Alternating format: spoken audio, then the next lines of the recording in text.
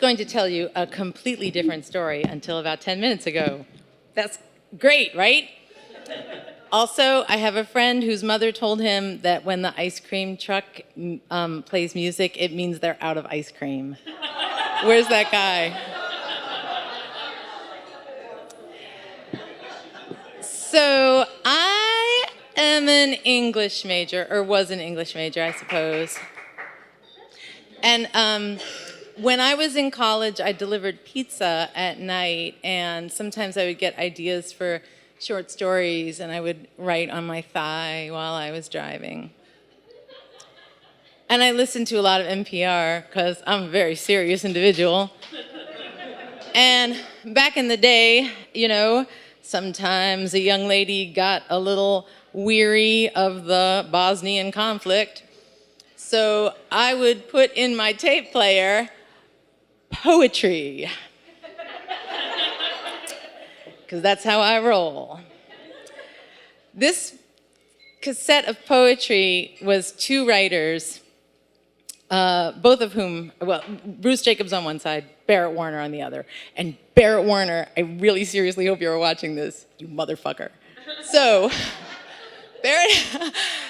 I fell in love with Barrett Warner over these poems, and I wrote a love poem for him and gave it to my instructor, who took me aside after reading it and said to me, "Do you know Barrett Warner?" And I said, "No, I don't know him." And she said, "You must never seek him out. You must never find this man. He is a dangerous man." And I took that as a dare.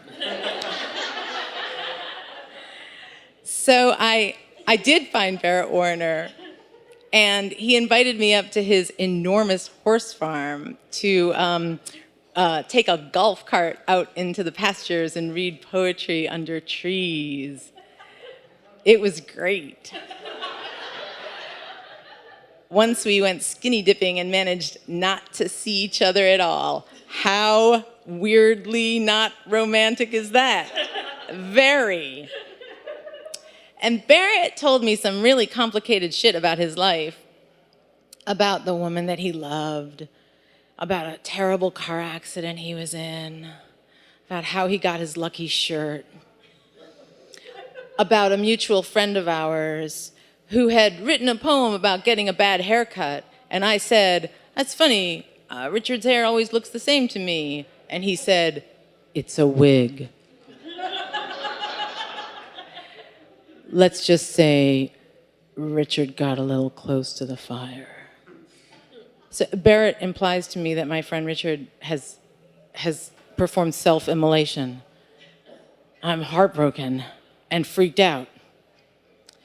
Barrett tells me stories about how his mother described the soldiers on the wallpaper in his bedroom as sheathing phallic symbols, and how war is just a competition of cock size. And I think I referenced that in a paper in graduate school.